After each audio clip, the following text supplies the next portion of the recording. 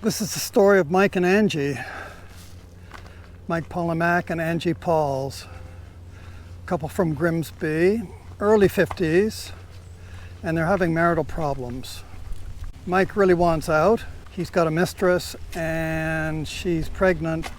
And Angie thinks that there might be some kind of chance of, once Mike gets over his middle-age crisis, there might be some hope for them. Now, on this particular day, he was being super nice to her. He says, "Sweetheart, why don't we go up to Mount Nemo? We'll try to talk about sorting this out." And these are exactly the words she wants to hear. Thing is, what Angie doesn't know is that Mike has come up here earlier, the day before in fact, and scouted the whole park out. And he knows he wants to throw her off the cliff. And he knows exactly where he wants to do it. So then they come to the lookout. This is what Mount Nemo is famous for. People love this place. You can see right to Toronto on a clear day, and today's a clear day. This might be a nice lookout, but there's a wall there. A little hard to throw your wife off the escarpment with a wall there. Plus, there's lots of witnesses, a lot of people around. So he had to move on. You can see right away, as soon as you leave the lookout, this is the Bruce Trail. It's not a big, wide, smooth trail. It is a hiking trail. It is going up and down, and there are routes. In this park, it is fairly well traveled, so it's packed down. It's smooth, relatively smooth. Not a big problem, but there is some elevation. Angie could not have felt comfortable on this kind of trail. I just don't get how he was able to persuade her. And it even gets worse. So I don't know how he's able to get her on a trail that goes so close to the escarpment, for one thing.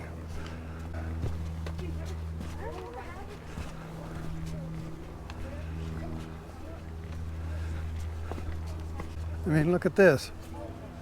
You can fall off here anywhere.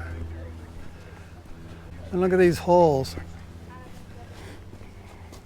The police identified several lookout points along the route, but they also pointed out that there was no place to sit and have a picnic, and that is why Mike pressed on. The other thing the police pointed out is that the park was very heavily trafficked that particular day, and there were people on the trail. Here I am at the crucial juncture. This is where the Bruce Trail descends down the escarpment. The current Bruce Trail goes down that way, and the old Bruce Trail right behind me, that's where I'm going to go.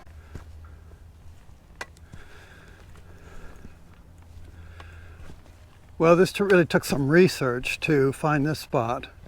Oh, here we are, here we are. Here it is. This is the murder precipice right here.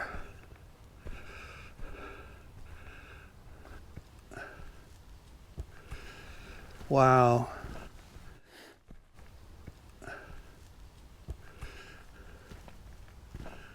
Unbelievable.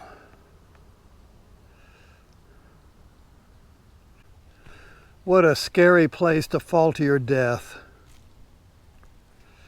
Somehow he persuaded her to walk out to this rock. She's afraid of heights. They would take a hotel on their vacation in Mexico and take like the second floor because they wanted not to use the elevator. Just when they're ready to go to the beach, they just go down. But even on the second floor, she was afraid to go out on the balcony. She had a phobia for heights. She would not go to the edge of anything. And she goes out on this rock to have lunch. He prepared a quite exotic little snack, figs and chocolate. Very romantic hiking snack, but it would take a lot of figs and a lot of chocolate to get me out on that rock if I were petrified of heights. I'm feeling a little strange being here because, I'm researching this murder, but now I'm at the place where Angie Pauls was actually pushed to her death, so it's kind of a sobering moment for me. few nights ago I was watching an old black and white movie, Montgomery Clift, Elizabeth Taylor, Shelley Winters, A Place in the Sun. Montgomery Clift, he's in love with Elizabeth Taylor now, but he's got Shelley Winters pregnant, so he has to do away with her. Gets her on a boat, he wants to drown her. And what's interesting about the movie is when he comes to do it, comes the moment where he has to do it. There's all these close-ups of his brow and he's sweating. It's black and white, but you can see all the sweat forming on his forehead, and he's looking worried, he's looking down. And in the end, he can't do it. Meanwhile, she's in, Shelley Winters in the boat, and she's saying how much she loves him and they could make a go of this. And he's even saying, yeah, I'm really sorry for the bad treatment. I've been kind of nasty to you, and I'm going to do better, and we can make a go of it, and I'm going to stick by you, all these things. I can imagine that's what Mike Polimac told Angie Pauls all the way along this trail. I'm really sorry, dear. I know I've been, not too good to you, and I'm going to turn things around, and let's have this nice snack of figs and chocolate at the escarpment edge. He may have been sweating on his brow, but he went ahead. Kind of amazing that somebody's able to do that. That you're capable of planning it, and he planned it.